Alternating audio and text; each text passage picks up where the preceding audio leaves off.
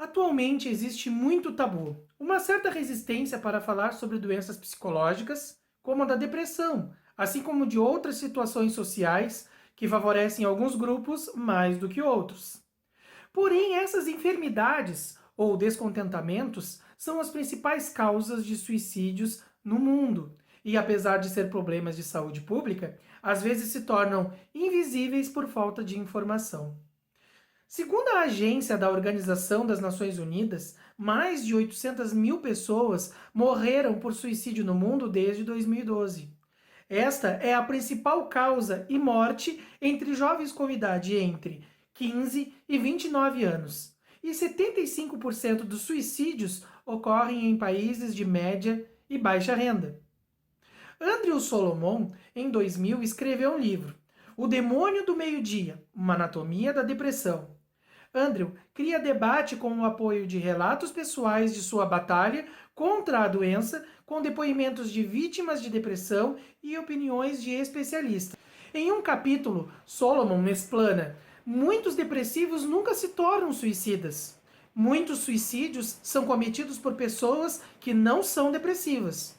Os dois elementos não são partes de uma única equação lúcida, uma ocasionando a outra. São entidades separadas que com frequência coexistem, influenciando-se mutuamente. E nesse mês de setembro, juntamente da comemoração de 100 inscritos aqui no canal, eu, Rodrigo Lages e minha colega Luísa Passos, integrante também deste bate-papo, convidamos para uma mesa virtual com o tema Suicídio, Felipe Baeri, psicólogo, doutorando na Universidade de Brasília, UNB, do qual escreveu vários artigos sobre o autoextermínio atribuído a pesquisas de gênero e sexualidade. Também a professora Denise Coelho, que tem mais de 15 anos no Centro de Especialidades de Pelotas, apoiando e aconselhando aos recém-diagnosticados com AIDS. Contamos também com a participação de Jorge Caetano, pedagogo e estudante de medicina, que é integrante do projeto de acolhimento a alunos da UNB, chamado Intensamente, coordenado pela professora e doutora Diane Lago, já anteriormente também entrevistada pelo Psicologia.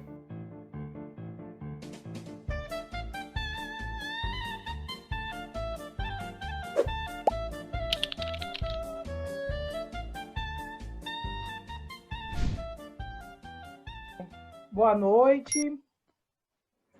Boa noite. Boa noite. Hoje a gente então tem uma noite diferente. Então, o Felipe Baeri, que é um dos doutorandos da UNB, que está conosco, já fez algum vídeo conosco aqui.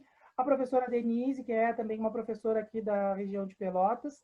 Também está nessa mesa a Luísa Passos, que é a minha colega de faculdade de psicologia, e também o nosso colega Caetano, que é pedagogo e um dos integrantes de um projeto realizado também lá na Universidade UNB, Intensamente.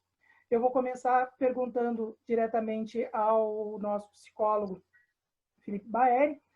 Felipe, a gente está nessa semana do reconhecimento, da conversa sobre o suicídio, que sempre é um tabu muito grande na nossa comunidade e também nesse momento contemporâneo da história. Como reverter o sentimento de solidão advinda de uma sociedade excludente, principalmente para essas pessoas, como, por exemplo, deficientes físicos, cores, classes e também sexualidade diversa? Uhum. Bem, inicialmente gostaria de agradecer o convite novamente de participar desse espaço, cumprimentar a todas as pessoas que estão aqui comigo, né, para esse momento de compartilhamento de conhecimentos e de informações. E quando eu recebi, né, essa pergunta a respeito do sentimento de solidão, o que me ocorreu, em primeiro lugar, né, não de uma forma pensando agora nas categorias subrepresentadas politicamente, mas pensando de uma forma mais abrangente, me veio a reflexão em torno desse momento histórico no qual nós estamos inseridos. E para pensar sobre o sentimento de solidão, eu não poderia deixar de comentar aqui sobre a sociedade que é atravessada pela lógica neoliberal. Eu tenho estado muito às voltas, né, dos estudos acerca do impacto da lógica neoliberal no sofrimento psíquico das pessoas em geral. Por quê? Porque tem se percebido que no momento em que há uma intensificação dessa lógica, né, na comunidade mundial, a gente tem também como consequência uma precarização das relações. E isso pode, inclusive, estar relacionado um pouco ao fenômeno do comportamento suicida, que cresce também às vistas na nossa sociedade como um todo. E por que eu falo isso? Porque estima-se que o comportamento suicida ele se torna um problema de saúde pública a partir da década de 1990. E é curioso que é justamente nesse período em que você tem uma intensificação do neoliberalismo. E por que eu estou falando isso? Porque tem uma obra chamada A Nova Razão do Mundo, do Pierre Dardot e do Peter Laval, que fala que o neoliberalismo, mais do que uma doutrina econômica, ela se torna uma lógica, né? Um modo de ser. Então, o que acontece? Ele vai desde de uma lógica do Estado até o mais íntimo das nossas subjetividades. Eles apontam que hoje em dia nós estamos nos relacionando uns com os outros como subjetividades contábeis. Né? O que isso quer dizer? Que funcionamos constantemente como se fôssemos pessoas empresas. Né? Que temos sempre que nos publicizar, temos que sempre funcionar dentro da lógica de consumo, e isso engendra também um individualismo acentuado, uma competitividade, e é como se nós estivéssemos olhando uns para os outros sempre numa perspectiva de competitividade, do que eu ganho com isso, né? E como eu posso fazer, né, e me apresentar para as outras pessoas para ser, vamos dizer assim, um sujeito consumível perante as outras pessoas. Isso está totalmente alinhado também com as redes sociais, né, que cria essa ilusão, né, de que a grama do vizinho é sempre mais verde, de que eu tenho menos do que as outras pessoas. Então, eu penso nessa lógica porque isso deve suscitar também, né, pensando na singularidade de cada pessoa, um sentimento de solidão também e de isolamento.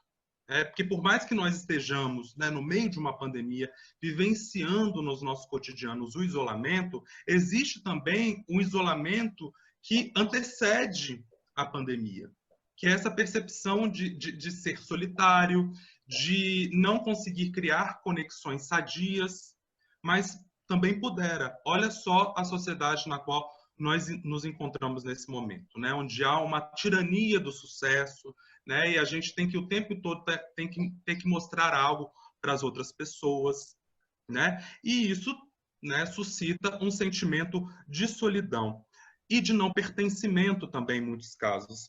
Mas pensando também nessa fantasia da solidão e no que esse sentimento de solidão pode suscitar em cada um de nós, eu também acho interessante a gente pontuar aqui a problemática de colocar a solidão exclusivamente como um fator de sofrimento.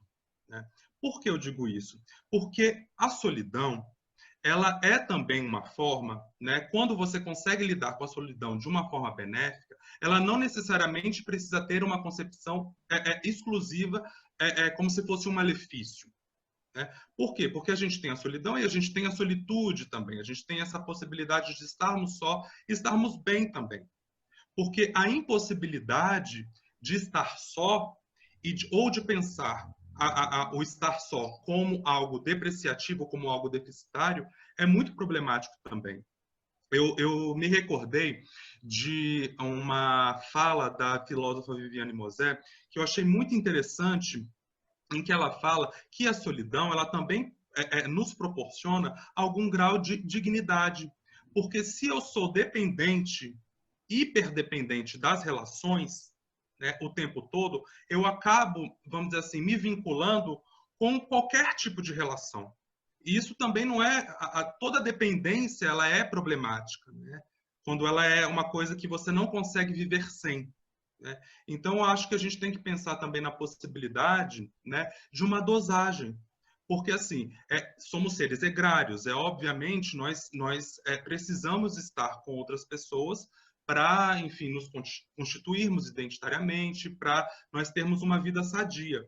Mas também, o outro lado, a necessidade permanente de estar com alguém para se sentir bem, também é problemática, compreende? Então, eu acho que nessa perspectiva de como lidar com a solidão, eu acredito que, sim, de fato, né, se sentir só é extremamente precarizador, mas também a dependência absoluta e ter sempre que estar com alguém também incorre em alguns problemas que precisam ser devidamente apontados, né? Então, assim, eu vou parando aqui agora, quero ouvir as outras pessoas falando e a gente pode retornar posteriormente para conversar um pouquinho mais sobre isso. Eu acho bastante interessante o posicionamento com relação aos dois lados. Existe o lado em que as pessoas sofrem com a questão da solidão, porque são excluídas de uma sociedade, e tem o outro lado de pessoas que sofrem também porque não conseguem se sentir tranquilas quando estão sozinhas, que é aquela dependência, né? E é um posicionamento que a gente consegue ver, inclusive, na pandemia. Teve pessoas que na pandemia conseguiram uma paz e um sossego que antes, enquanto estavam no trabalho, não conseguiam. E por isso se sentem bem, mesmo sabendo que é algo que está acontecendo totalmente apavorante por matar pessoas, né? Mas como essa questão dos dois lados é bastante boa. Eu vou abrir agora para todas as pessoas que estão conosco para poder discutir. Quem quiser falar alguma coisa sobre isso. Eu queria só fazer um apontamento também, porque eu acabei não mencionando as categorias, né, as subrepresentadas, né, quando você falou sobre a população LGBTI+, sobre a população negra, enfim. O sentimento de solidão, ele também tem as suas especificidades quando a gente está trabalhando com determinados grupos, né? Porque a gente pode falar sobre algo, né, que é muito e comumente reiterado em termos de debate, que é a solidão da mulher negra, né? A gente pode falar também sobre a solidão de pessoas LGBTI+, né, durante o cenário de pandemia, porque como geralmente, né, no espaço público que se dão o fortalecimento das relações e estão os espaços de pertencimento que você não encontra em muitos casos dentro de casa, o isolamento, né, trouxe uma vulnerabilização de muitas existências, né, porque acaba que você é impulsionado, né, de uma forma obrigatória a estar numa convivência maior com pessoas que agenciam LGBTI-fobia dentro da própria família, né? Então, assim, existem inúmeras variáveis quando a gente está pensando nessas categorias, enfim, e espero que tenhamos tempo para poder abordar cada uma delas. E a solidão junto também, né? Exatamente. Não, eu só queria comentar que eu achei bem interessante o que ele falou sobre a grama do vizinho sempre estar mais verde, as redes sociais fortalecerem a sensação de que estamos sós, né? Fazendo com que a gente esteja frequentemente se comparando ao outro. Mas ainda que a pandemia tenha trazido um sentimento muito forte de estar só fisicamente, eu acredito que o fato de a gente estar vivendo isso junto, porque ainda que tenham os menos afetados e os mais afetados, é uma situação que o mundo todo está vivendo junto. Então, em pequenas escalas, acredito que isso aproxime as pessoas e faça com que o sentimento de estar só diminua um pouquinho. Muito interessante as falas. A fala do Felipe me fez lembrar um historiador que eu particularmente amo muito, que é o Leandro Carnal. Ele vai falar no Dilema do Porco-Espinho sobre a questão da solidão, que existe uma solidão que é voluntária. E ele faz até um link com um filósofo, uma figura francesa importantíssima, Etienne de Lavoisier, e que vai falar sobre a questão da servidão voluntária. Então, há uma solidão que é muito voluntária e que também traz um leque de benefícios para o indivíduo em si. E o tanto que a gente percebe a grama do outro, né? A gente olha para essa solidão que é voluntária com um olhar de crítica, mas o cidadão está tão bem nessa solidão, e eu me enxergo muito nessa fala do Felipe, de que há um mundo, uma bolha, e essa bolha às vezes é muito particular, diria, e há uma projeção do indivíduo nessa bolha. Eu tenho gostado dessa bolha. A sua fala, Caetano, me fez pensar aqui num texto do Rubem Alves que se chama Solidão Amiga, que ele fala justamente... Oi? Foi bem proposital. Pois é, porque ele fala, né, sobre a fantasia que nós criamos em relação ao que seria se estivéssemos em outros lugares, que não esse nos quais a gente se encontra em determinados momentos sós, e que é muito mais, vamos dizer assim, vulnerabilizador. A fantasia de como seria se eu estivesse num lugar, né, cheio de pessoas, né? E se eu estivesse nesse lugar, é provável que essa experiência que eu teria nem seria tão gratificante assim como essa que eu estou vivenciando no momento em que me encontro só. Né? É um exemplo clássico, né, daquela pessoa que chega em casa depois de um dia cansativo de trabalho, né, numa sexta-feira, e pensa o seguinte: nossa, hoje eu vou descansar. Mas aí recebeu o convite da festa, né? E pensa o seguinte: nossa, e essa festa? Nossa, a festa está muito boa. Nossa, eu queria estar lá. Aí você começa a fantasiar como seria estar nessa festa. E isso acaba, de alguma forma, desqualificando o seu próprio momento de estar só. Porque você fica muito mais focado na experiência do que seria estar nesse lugar do que você aproveitando a sua própria experiência de solitude, né?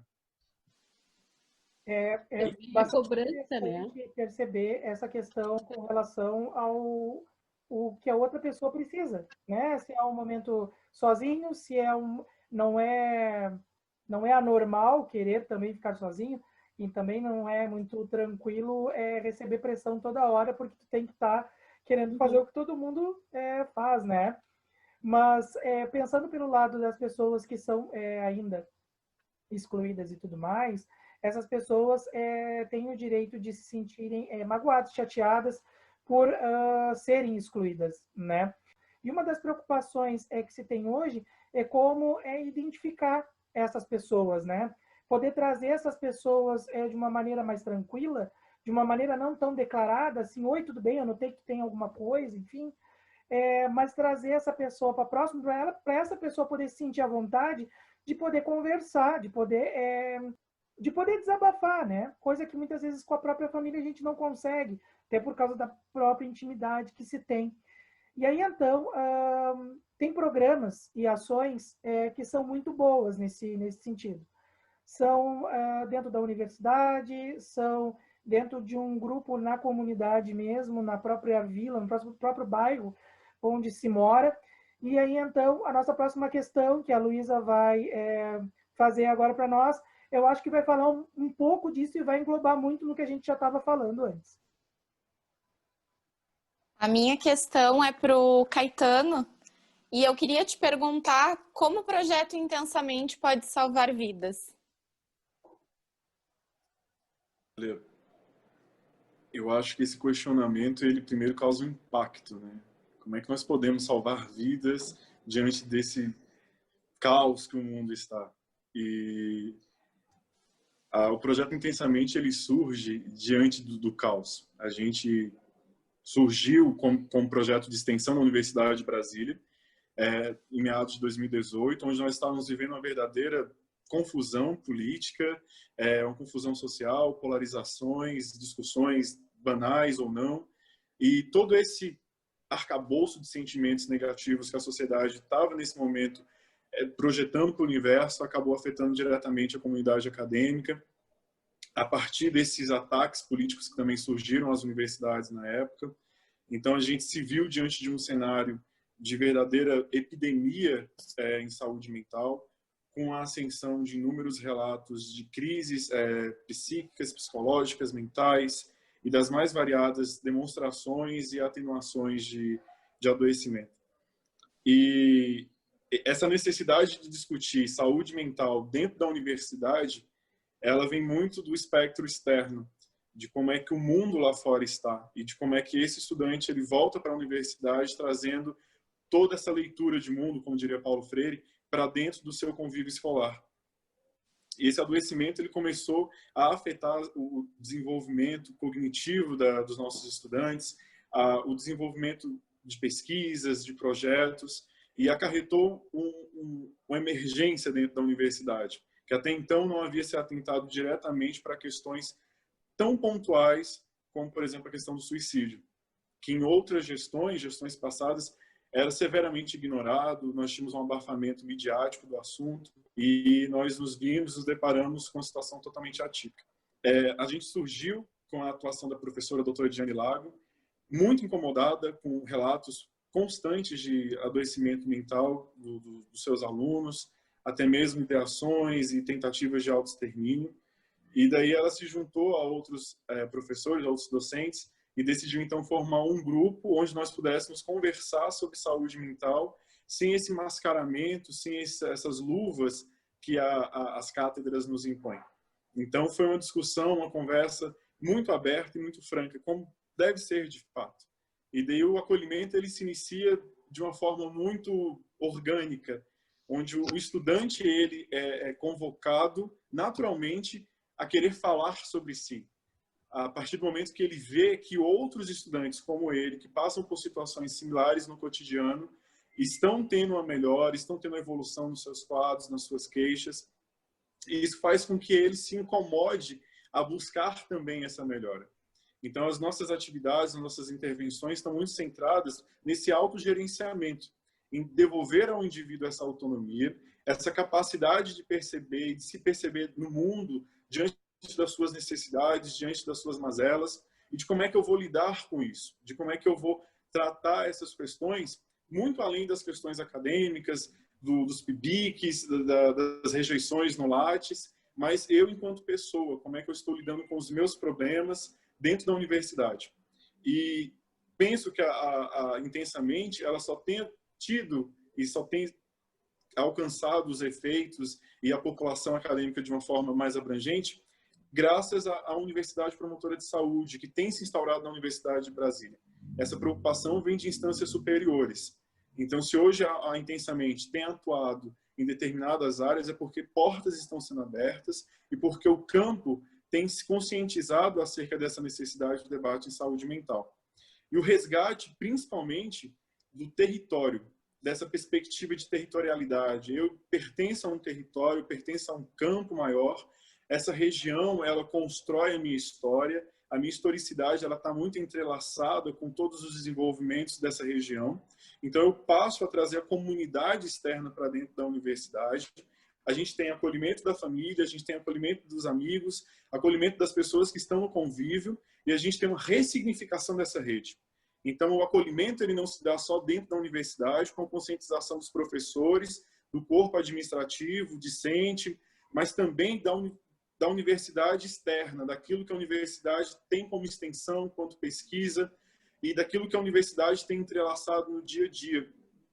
E essas relações vão fortificando uma rede de acolhimento tão poderosa que a gente viu e tem provado diariamente disso, da redução, por exemplo, de relatos de ação suicida ou de tentativas de autoextermínio dentro da Faculdade de Ceilândia, onde majoritariamente os cursos são voltados para a saúde, e nós temos uma sobrecarga de estudo, de carga horária mesmo diária. E esse adoecimento que era tão pontual, ele passa a ser tratado de uma forma mais humanizada. Ele passa a ser percebido através, por exemplo, das práticas integrativas complementares, com a imposição do reiki, que é uma prática de cura e meditação com as mãos, com as benzedeiras que são convidadas, que estão presentes na comunidade, no território, e são introduzidas dentro da universidade. Então, a gente tem um acolhimento das crenças, o acolhimento da pluralidade, que até então é marginalizada. E o principal ponto da Intensamente aí é o desenvolvimento e o devolvimento da identidade. Porque quando a gente entra dentro da universidade, a gente tende a se perder. É um cosmo totalmente novo, uma nova percepção do mundo adulto, vamos assim dizer. E isso a gente tenta suprir de alguma forma esse sentimento de não pertencimento, como o Felipe havia comentado anteriormente, que é tão constante dentro da universidade, principalmente quando a gente descentraliza os campos. Entendendo, por exemplo, a Universidade de Brasília como um campus principal, que aborda os principais, os maiores cursos, por assim dizer, E a gente tem essa descentralização para as cidades satélites, seriam os bairros, a periferia da cidade. E a gente tem um outro público, um outro cenário, são outras questões. Essas pessoas são atravessadas por outras demandas, são demandas sociais, são demandas psicossociais. E essas demandas, elas também devem e chamam muito a atenção da universidade hoje, nesse quesito de universidade promotora de saúde, entendendo que com fome eu não posso ter saúde mental, são fatores indissociáveis. Então, se eu sinto fome, eu preciso também ter essa necessidade atendida. E existe um precursor disso tudo. Então, esse adoecimento ele também é correlacionado ao mundo externo. E isso tudo vai sendo mixado dentro da universidade. E a Intensamente tem lidado muito com essas questões e abordado práticas e intervenções nesse aspecto. Eu vejo como muita importância esse tipo de projeto dentro da universidade. Aqui em Pelotas, a gente tem a Universidade Federal, que é a UFPEL, e atende um público enorme entre todas as cidades aqui da região. E dentre essas pessoas, muitas delas vêm de ônibus, onde muitas vezes percorrem mais de 1 hora de ônibus, né?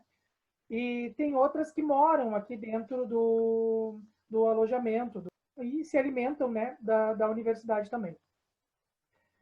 Nesse momento em que as pessoas se afastam de casa, nesse momento em que a pressão da universidade, que a gente sabe que não é muitas vezes fácil, porque são muitas cadeiras, existe aquela pressão também familiar de, bom, a gente não tem muito como custear os teus estudos longe da cidade, né? Porém, a gente une forças para poder fazer isso. Tem toda, então, uma pressão muito grande com relação a isso. E que coisa maravilhosa ter um projeto dentro da universidade, onde as pessoas, inclusive, podem estar levando os seus problemas, estarem tendo acesso a outras pessoas que vão estar falando, fazendo palestras, vendo outros meios, outros modos de poder estar encarando essa nova realidade da vida dessa pessoa. Quando a Diane pegou e falou para mim, eu fiquei encantado com o projeto, encantado mesmo. Agora eu libero para mesa, então, para a gente poder comentar essa ação. Você sabe que essa fala do Caetano me remeteu um período da graduação em que porque eu tenho muito carinho pelo campus da Ceilândia, o campus da saúde, porque eu desenvolvia junto com a Josenaide, né? Eu não sei se você a conhece. Já ouvi bastante. É um trabalho no Sol Nascente, que, enfim, é uma comunidade gigantesca aqui no Distrito Federal. E a gente fazia um trabalho multidisciplinar, então eram várias áreas e era um trabalho assim extremamente bacana pensando nessa lógica da territorialidade, né? E quando eu escuto o Caetano falar em territorialidade, eu não consigo deixar de pensar, obviamente, no Sistema Único de Saúde, né? Eu acho que, felizmente, assim, é muito oportuno que eu esteja ouvindo nesse Setembro Amarelo uma perspectiva mais crítica acerca dos debates em torno da saúde mental. Porque se fala muito em prevenção do suicídio, né, nessa perspectiva de manutenção da vida, mas a gente está fazendo trabalhando em qual perspectiva, né? A manutenção da vida a qualquer custo, porque quando a gente pensa de fato na questão da valorização da vida, a gente tem que pensar também em toda uma questão estrutural, né, da nossa sociedade, que se encontra precarizada também e que culmina no sofrimento psíquico, né? Então, assim, a gente está falando assim, vamos manter a vida, né? Mas de que forma? Quais são essas vidas que não estão querendo mais serem vividas, né? E por que isso está acontecendo? Vamos pensar também que discutir, debater sobre a saúde mental é também pensar em condições estruturais para que as pessoas tenham vidas dignas e que possam ter vontade de estarem vivas, né? E também pensar que, se a gente está pensando numa perspectiva nacional, né, o nosso grande colaborador e que se encontra sempre na mira de governos reacionários e conservadores é o Sistema Único de Saúde. E sem ele, a gente só tem a perder mais vidas. Isso, assim, a gente não pode deixar de tocar nesse aspecto, né? É importantíssima a sua fala, Felipe, porque se hoje a Intensamente ela tem essa abertura para atuar dentro da universidade, é graças ao SUS. Uhum. Porque a gente tem no pilar da Universidade Promotora de Saúde o SUS. Então, o SUS é muito mais do que um hospital, muito mais do que um atendimento ambulatorial ou clínico.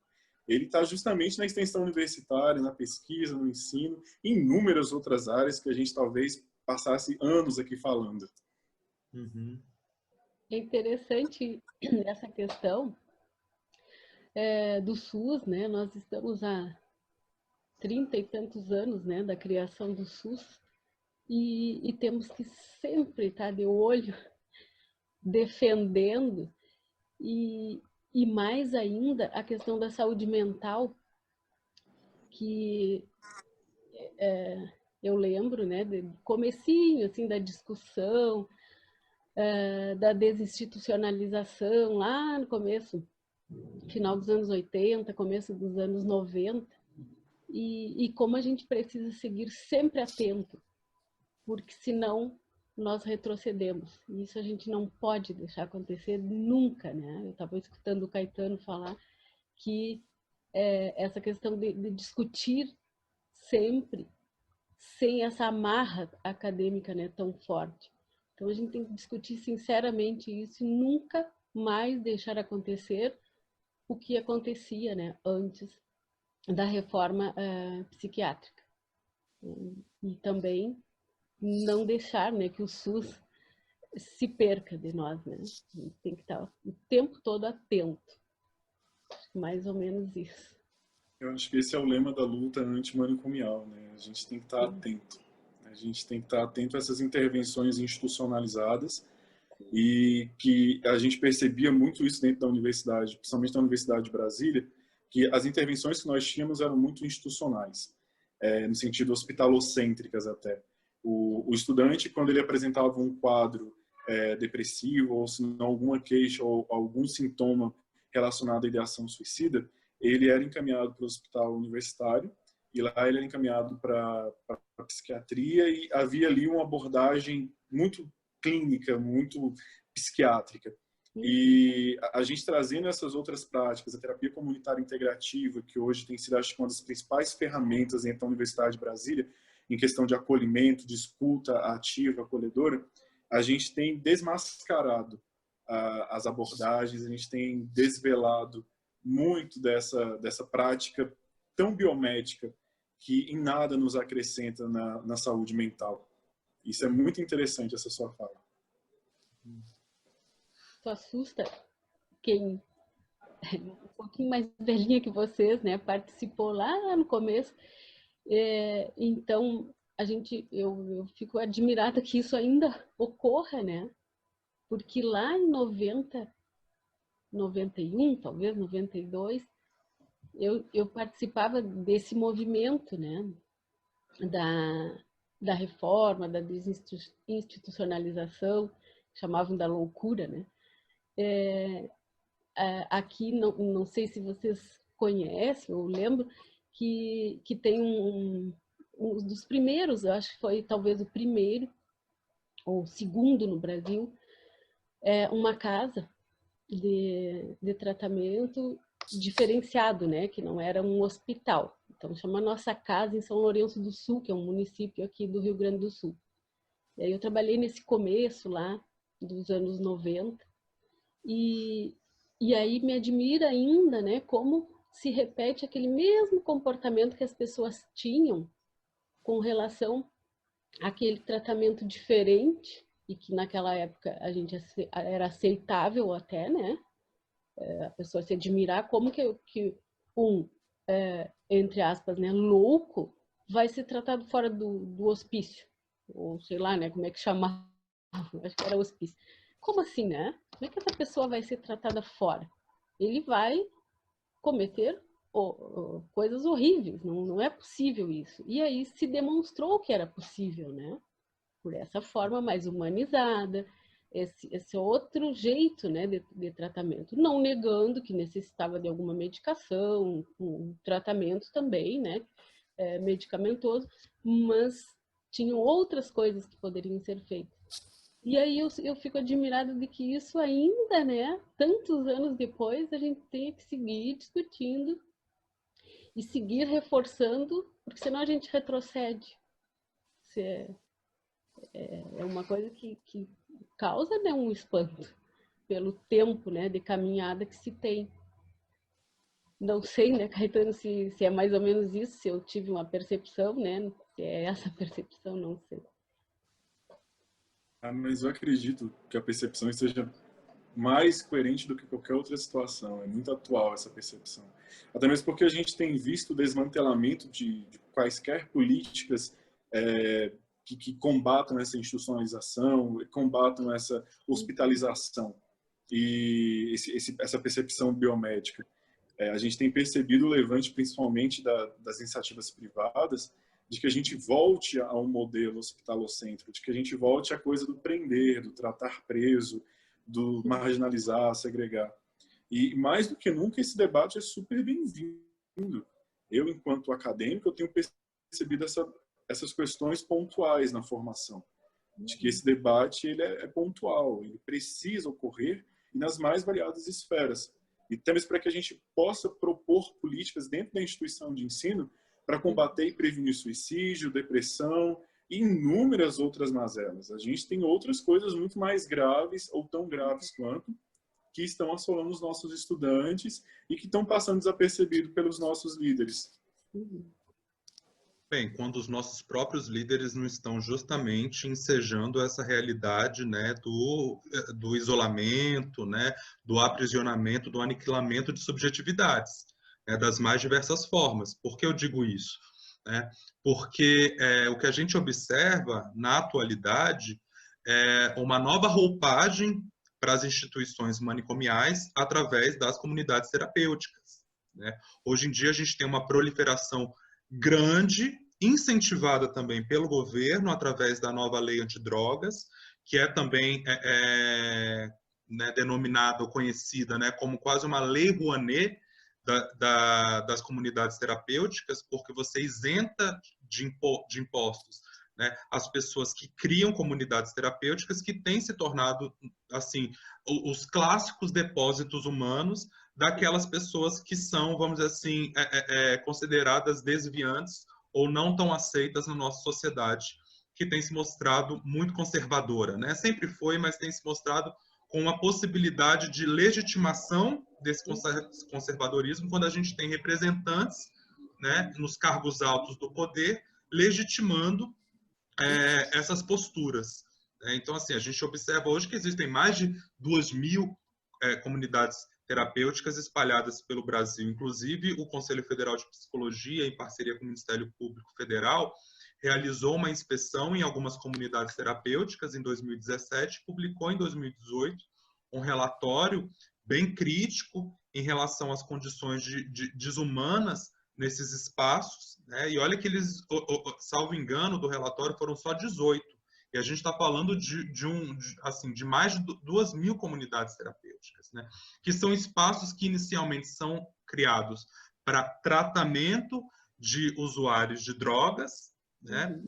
Mas que acabam se tornando lugares onde famílias colocam pessoas LGBTIs, onde se coloca, vamos dizer assim, todas as pessoas, como eu disse há pouco, né, que são indesejáveis na nossa comunidade, na nossa sociedade. Né? Então, de fato, temos que estar atentos a toda essa, vamos dizer assim, essa reorganização, né, de poderes que buscam justamente segregar vidas. Isso me lembra muito quando a gente fala do cenário de Barbacena, com relação ao Hospital de Barbacena, que era como se fosse, foi comentado e escrito num livro, que era o Holocausto brasileiro, porque todas as pessoas indesejadas eram, através de trem, levadas para lá. Então, era a filha que tinha engravidado e que estava morando em casa, era o homossexual que vivia trabalhando para uma empresa, enfim, era um depósito de pessoas indesejáveis. Isso é muito triste, né?